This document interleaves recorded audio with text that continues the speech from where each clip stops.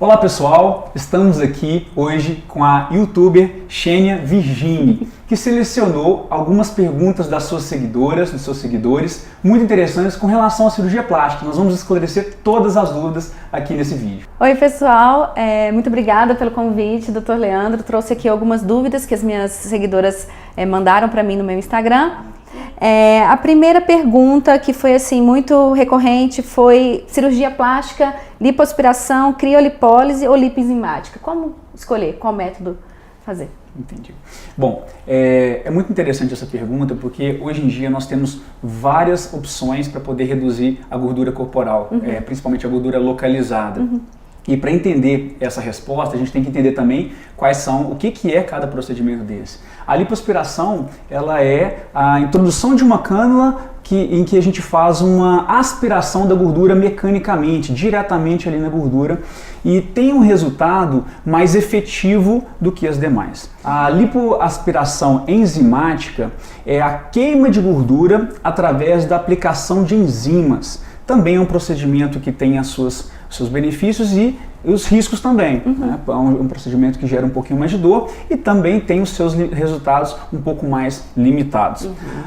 Já a criolipólise é um procedimento que utiliza o resfriamento da pele, o congelamento da gordura e posteriormente esse congelamento favorece a morte de algumas células que vão ser absorvidas pelo organismo. Também é um procedimento menos invasivo do que uma lipoaspiração, porém tem as suas limitações de quantidade de gordura que é retirada, o número de sessões que tem que ser feita é maior e também não é livre de complicações como a queimadura da pele, por exemplo.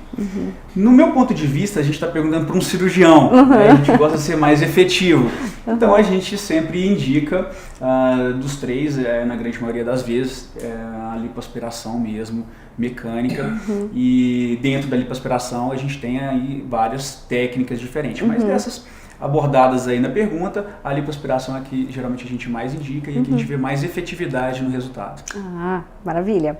E tem muita preocupação sobre o tamanho da cicatriz da lipoaspiração. Fica grande, muito aparente, como que é? A cirurgia plástica sempre busca esconder as cicatrizes, porque a gente está trabalhando com a estética, e a cicatriz muito visível, ela não é tão estética assim. E, portanto, a gente coloca as cicatrizes da lipoaspiração sempre debaixo da marca do biquíni, nas áreas em que tem uma dobra de pele. E o bom da lipoaspiração, da cicatriz da lipoaspiração, é que é uma cicatriz muito pequena, uma cicatriz em torno de meio centímetro, um pontinho só resolve. Então, geralmente as pacientes evoluem muito bem com relação à cicatriz da lipoaspiração e ela não é uma preocupação com relação a esse procedimento. Agora então uma dúvida minha. Quanto tempo depois do término do tratamento com o Rakutan que é permitido a gente fazer algum tipo de cirurgia ou lipoaspiração, qualquer coisa? É sabido que o Rakutan, medicamento para tratar acne nos dias atuais, ele pode predispor a uma cicatrização exagerada. Por exemplo, uma paciente que faz o uso de Rakutan e faz uma cirurgia ou tem algum corte, pode acontecer dela ter uma cicatriz hipertrófica ou até mesmo um queloide. Por isso, a gente sempre orienta a suspensão do medicamento 6 meses antes de qualquer procedimento cirúrgico. Então essa é a recomendação atual, 6 meses antes do procedimento, ela suspendeu o uso do Rakutan. Outra dúvida, por que algumas pessoas fazem lipoaspiração e não precisam de usar o dreno? Como que é isso? Essa questão de dreno, ela é muito individual, vai de cirurgião para cirurgião. Tem cirurgião que usa dreno em todas as lipoaspirações, existem cirurgiões que não usam dreno em nenhuma lipoaspiração.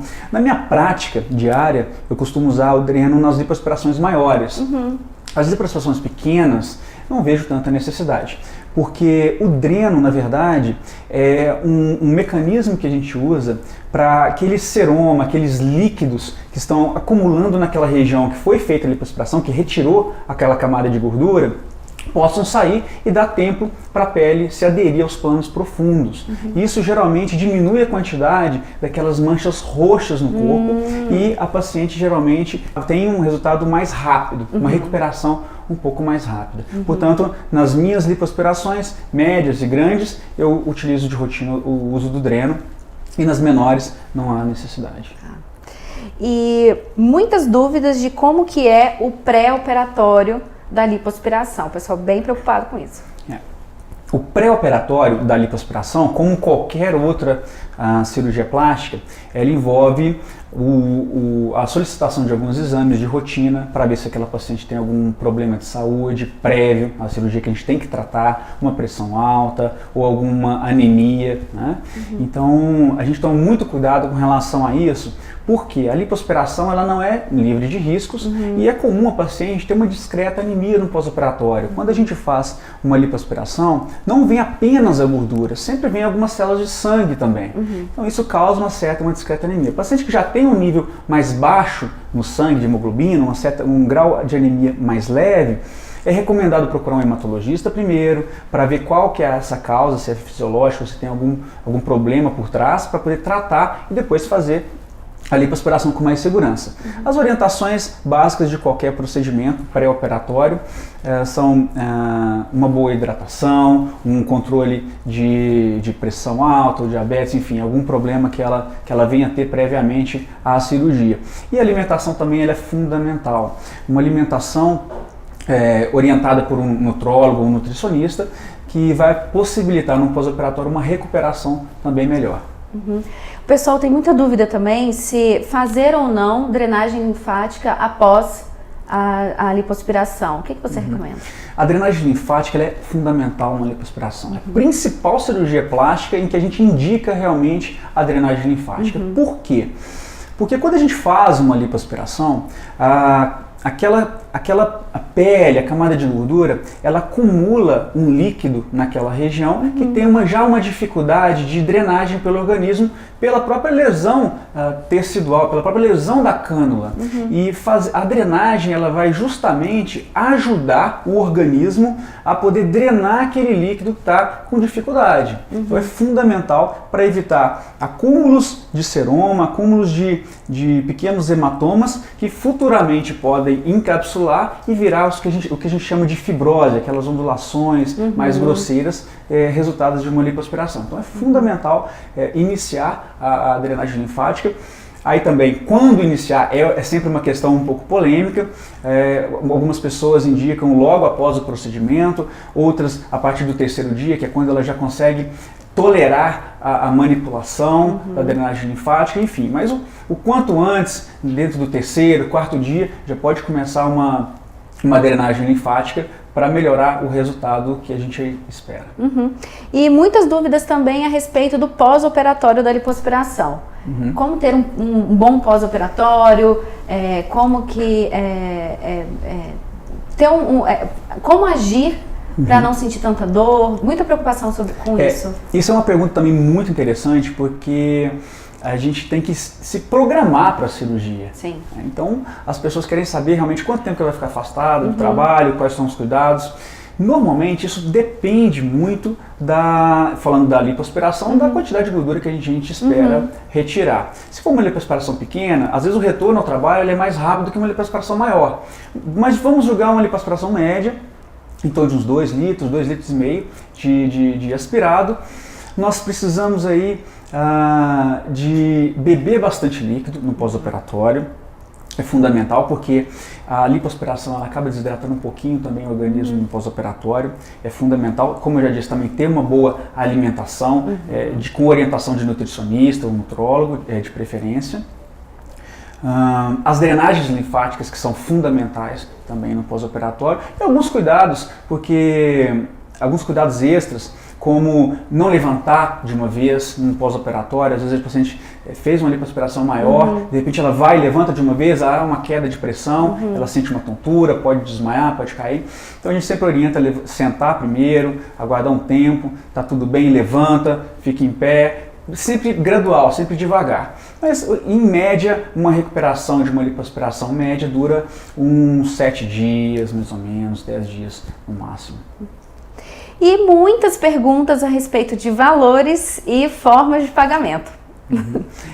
Com relação a valores, nós somos proibidos pelo CFM, né? Nós temos um código de ética médica e proíbe a gente falar valores previamente a uma consulta médica.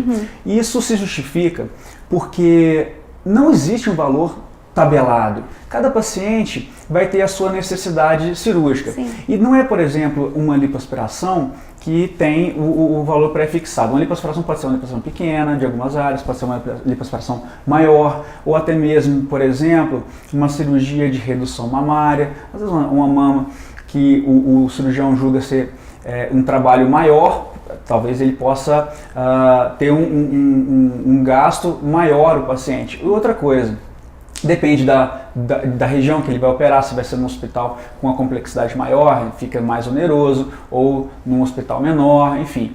Depende de vários aspectos analisados numa consulta médica que a gente precisa para poder estabelecer valores. Por isso que é sempre importante a gente ter uma consulta para poder, depois dessa consulta, passar os valores daquele procedimento estabelecido.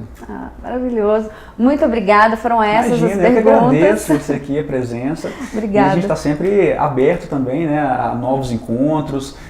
Se tiver mais dúvidas também de algumas seguidoras, você pode me enviar, que a gente está sempre disposto aí a responder todas as perguntas.